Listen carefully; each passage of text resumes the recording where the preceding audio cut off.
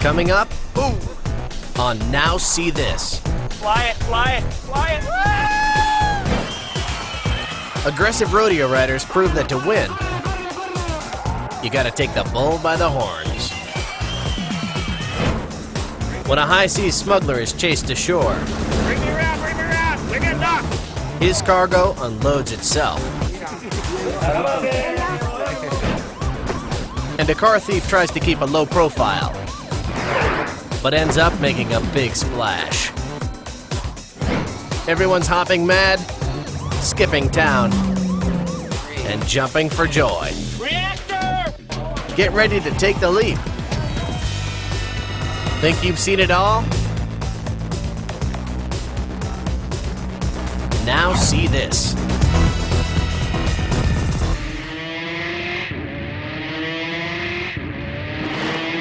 Base jumpers.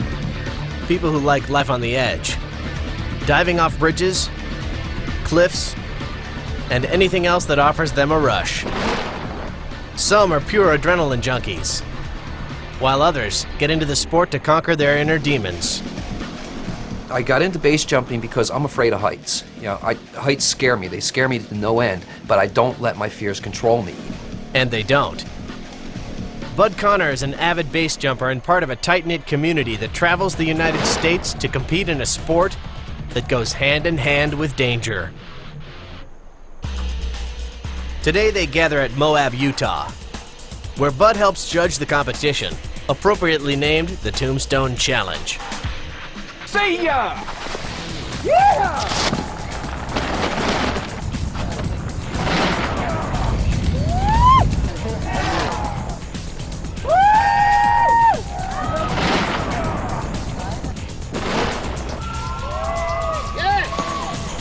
These men and women live to push the envelope, and they go to great lengths to record their exploits.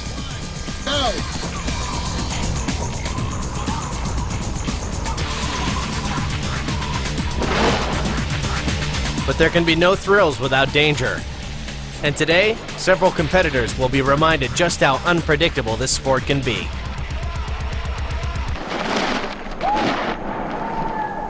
Competitor Seth Blake goes off perfectly. But his chute gets tangled and doesn't fully deploy until he's only 50 feet from the ground. He lands hard. Minutes later, Seth walks away, shaken, but alive. For the moment, the jumpers are dodging disaster. Eric Santee, a professional skydiving instructor with over 400 successful base jumps to his credit, goes next. It was my fourth jump of the day. I was a little fatigued from hiking. 4, 3, 2. Reactor!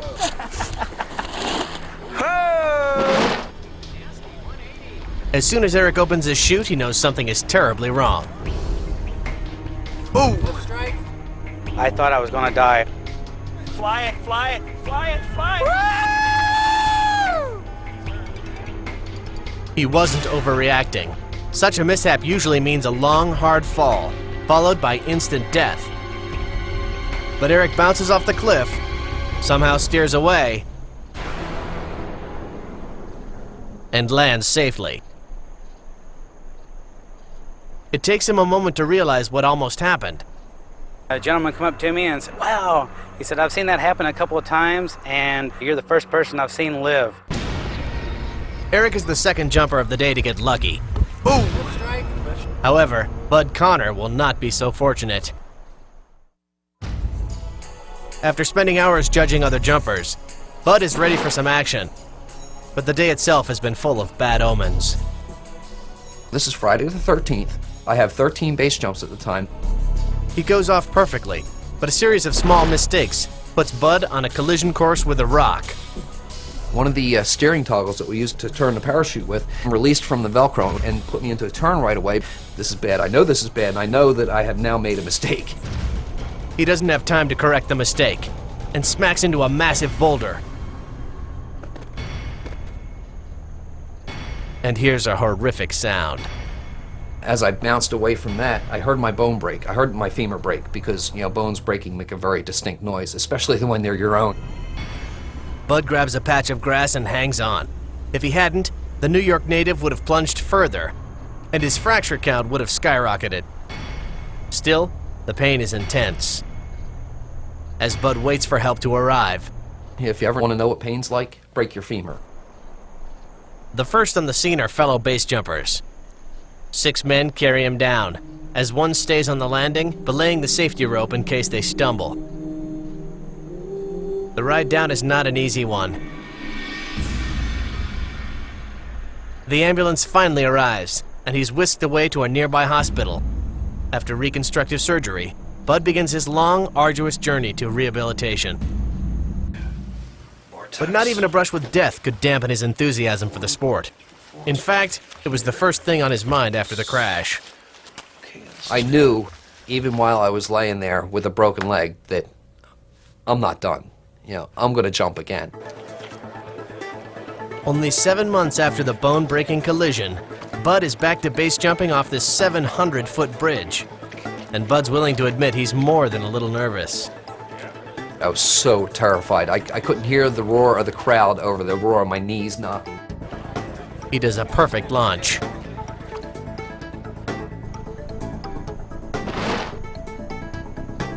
And floats safely into West Virginia's New River Gorge, overcoming once again his worst fear. With time to reflect, Bud Connor looks back on the fateful jump off the Tombstone Cliffs. He sums up very succinctly what happened to him that day. I was overconfident. It's something he will never let happen again. If you didn't know better, you might think this speedboat was out for a pleasure cruise off the Florida Keys. But it's actually a smuggling ship, and authorities fear it could be hauling a contraband of drugs, or maybe even weapons. But the boat is actually smuggling human cargo. Cuban refugees who have paid $10,000 each for the pilot to smuggle them to U.S. shores. It's a perilous journey. The boat has been modified to carry 320 gallons of fuel, making it an unsafe floating gas tank. But for the Cubans fleeing the oppression of their homeland, the risks are well worth it. After hours of white-knuckled high-velocity flight, the boat finally reaches the seaside city of Key Colony Beach. Out of the ship's cramped hidden hold, 21 men, women, and children scramble forth and scatter inland.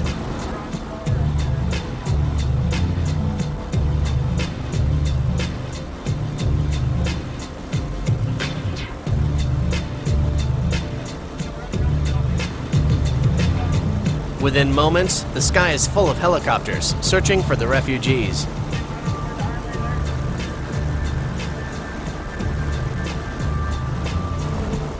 Instead of trying to hide, the refugees appear boldly jubilant. They're even unfazed by a curious rollerblader who tags along like a 21st century welcome wagon.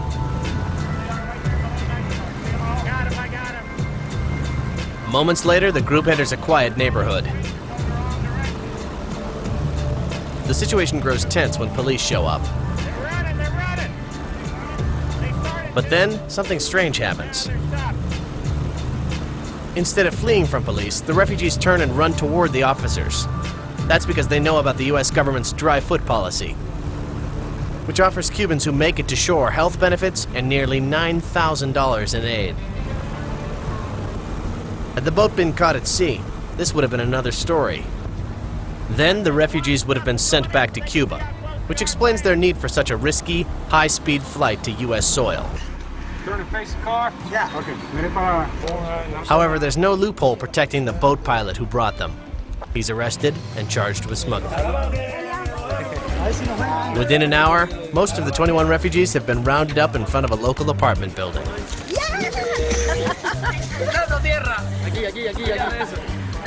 An impromptu celebration takes place as they reunite with their families and loved ones. The mood remains upbeat, even when the Border Patrol arrives to collect IDs and take the refugees into custody. At this point, there's only one word ringing in the Cubans' minds.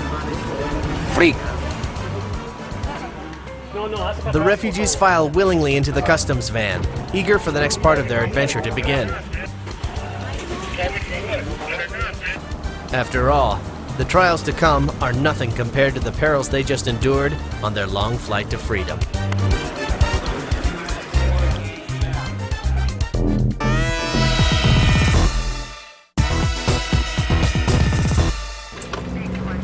In Columbus, Ohio, a college-aged repeat offender is about to get schooled.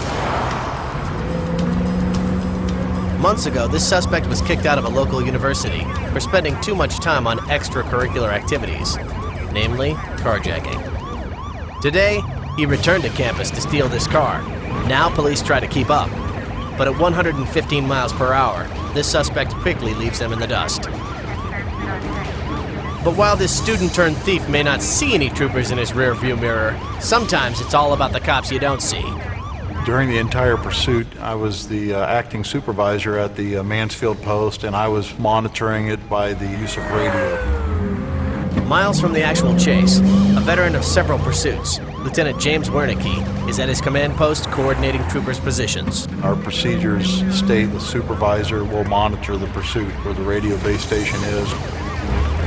Wernicke directs backup units into position, and within minutes, cops are back on the suspect's tail.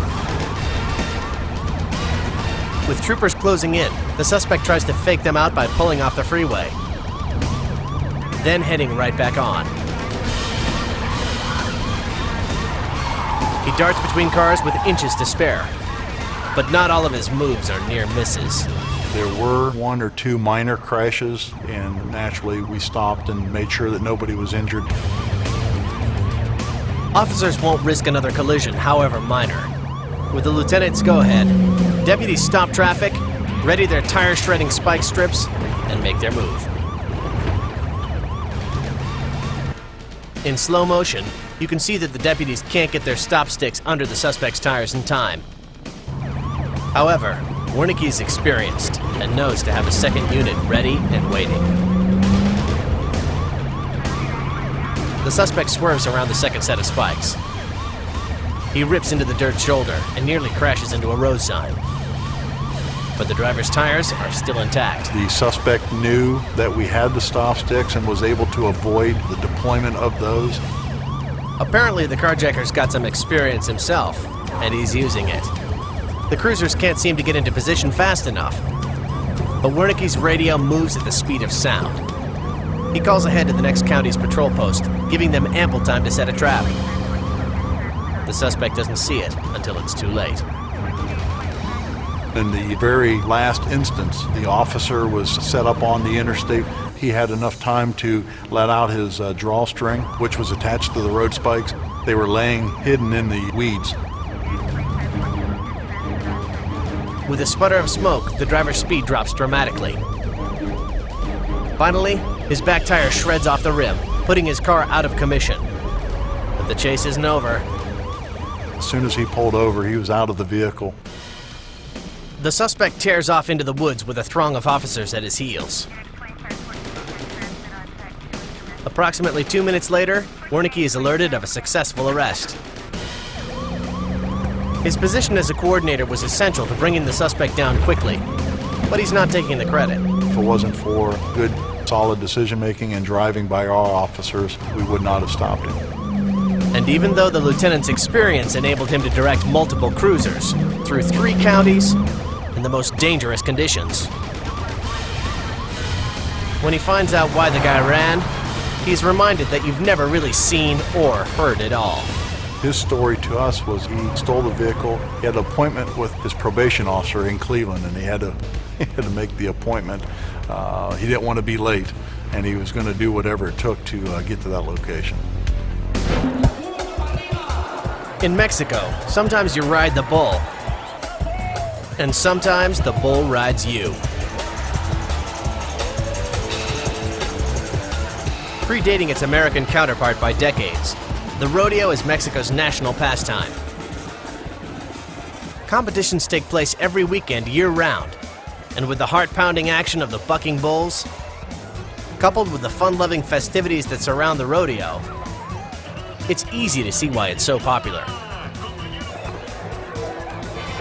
But it is a dangerous sport, and it takes a special breed of person to face down a 2,000-pound bull. Participants have to be fearless. They have to be strong. And quite frequently, they have to be drunk. The only real qualifications for riders are that they have some experience, are over the age of 18, and can take a serious beating. And make no mistake, they do take a beating. Some riders get spun, while others get flung. Some get the bull by the horns, and others by the hooves. Sometimes both bull and rider take a dive, and only one gets up. This rider can't get out of the ring fast enough, so his bull gives him a little help. But it's not always the rider that gets thrashed. A spectator scrambling for a closer view of the show can quickly find himself as the main attraction. But even though bucking, bumping, and dumping may be the norm, not every run ends with a crash. A lot of riders go the distance. Still, with others not even making it out of the gate. It's obvious this sport is not for the weak. But organizers do care about their riders' well-being. That's why they have a safety checklist. Number 1, they tape up the bull's horns. And that's it. End of list. Not surprisingly, injuries are common. But the rewards can be great. Top riders can earn up to 50,000 pesos. And the winners are picked by the audience, making this one of the few genuine spectator sports.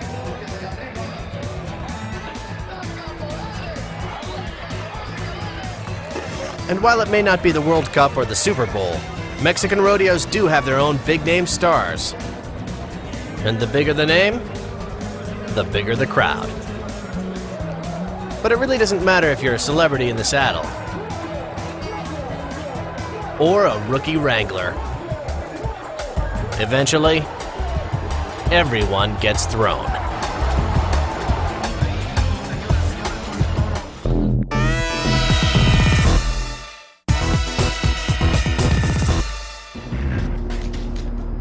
There's nothing like a cool swim on a warm day. But the truth is, this guy's in some seriously hot water. He's still in the run. It's been a chase that's been going all across the north side. 30 minutes ago, what should have been a routine traffic stop turned into a high-speed chase around the north side of Indianapolis, Indiana. I ran the plate, and it came back that the vehicle was stolen. I thought, surely that I ran the wrong plate or something, so I ran it again. But the diligent deputy Tiffany Parker was right. The car was stolen. She pulled it over, but the driver was in no mood to chat. So he made the first of many bad decisions. Told the driver to shut the ignition off the car and throw the keys on top of the hood. As soon as he brought his hands back in, he took off on me. He may foolishly believe he can outrun the law, but his two passengers are smarter. Moments ago, they bailed out when he slowed down at an intersection. Now he's alone, leading the deputy from highways to tree-lined suburban streets and onto this busy thoroughfare. Looks like he's going to blow through this stop sign. Running red lights and narrowly missing oncoming cars. Now Deputy Parker's supervisor joins in and tries to keep the chase from getting out of hand. With the pursuit occurring in the middle of the day, being a supervisor, I have to be a lot more aware of public safety. It is lunchtime, there are additional people out and about. But nothing slows the suspect down, because he's still under the thick-headed delusion he can outrun 8 police cruisers and over 20 support units. There are 30 different cruisers involved in the pursuit. The fugitive finally finds a wide boulevard where he can put some distance between himself and the law. Only to discover an officer with a tire-shredding spike strip waiting for him.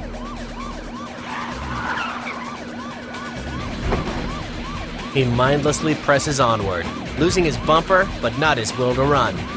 It's a fearless choice, but not a wise one. When he drove into the pond, I thought, we got you now. That's when he makes his most brainless decision of the day. He decides to run, or rather swim. Once he crashes the car, he tries to get out of it and the door clips his hip. He then jumps into the retention pond, swims across. There are few, if any, cases where anyone actually evades arrest by swimming away, especially when they're surrounded by police. 7 or 8 police cars pulled in right now as he's trying to swim across this little lake here. After leading them through 2 counties and 4 townships for half an hour, the suspect now makes his first and only wise choice. He surrenders. We always try and imagine, what was this guy thinking when he's flying through the air, getting ready to hit this water? You know, I know what I've been thinking, give up and, you know, the game's over.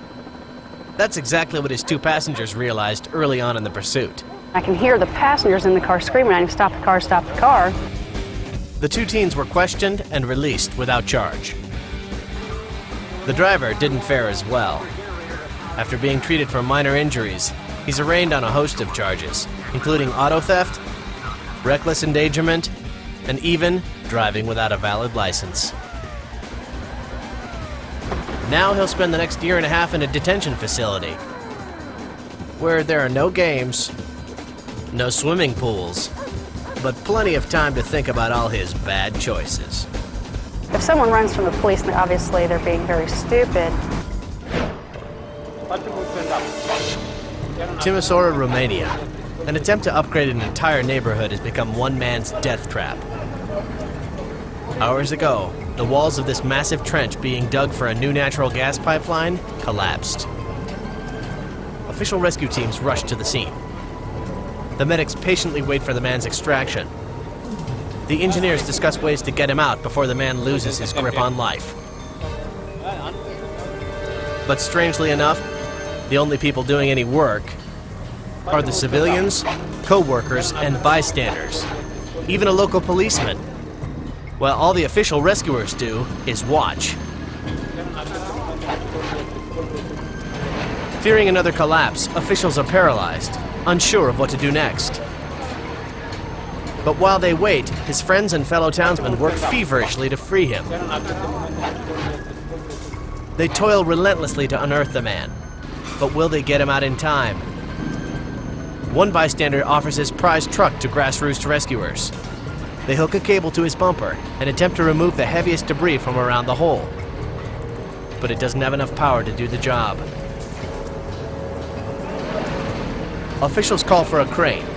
It can do the work, but once again, the manpower is provided by civilians and one lone policeman. Finally, 2 official workers brave the threat of another cave-in and join the effort. After an exhausting 4 hours, the friends, co-workers, and bystanders manage to pry the victim out of his earthen coffin. As they gently lift him out, the officials now spring into action. Medics get him onto solid ground and stabilize the man's fractured neck. He's later taken to a hospital, and luckily, he survives. But it was the valiant effort of his friends, co-workers, and concerned bystanders that saved him, proving that you don't have to be a professional to save someone's life. You just have to be willing to get your hands dirty.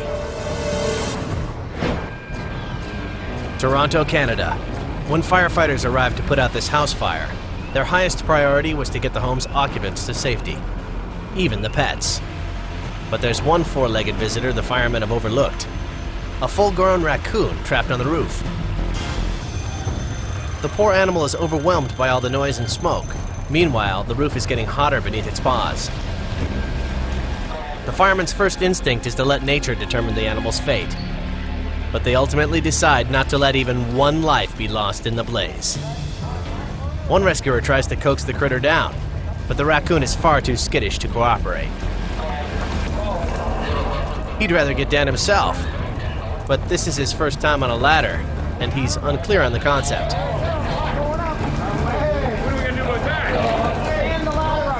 Finally, the raccoon realizes this is not going to work at all. That's when he finds out climbing down is even harder than climbing up.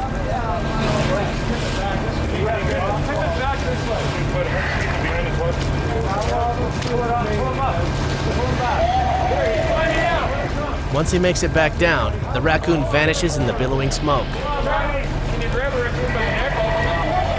A moment later, the firefighters climb up on the roof to fight the blaze.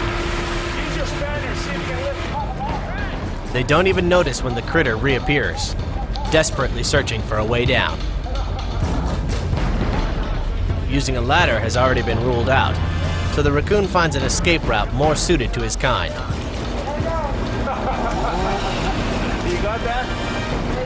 It's quite a first step. The anxious animal catches his breath as he contemplates his next move. But he knows there's only one real option. As the raccoon shimmies down the drain pipe, clinging for dear life, he gets some encouragement from the firemen below.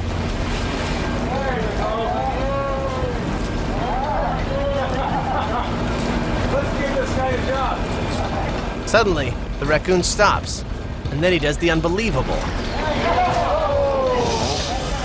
It may have hurt a little, but the raccoon is okay. 15 feet above the ground, the raccoon realizes it can survive the jump. The fence breaks the fall, and once he's on the ground, the critter scurries away to safety. In the end, the resourceful raccoon got away without so much as a singed whisker. It was a daring escape that left even veteran firefighters wondering, who was that masked man?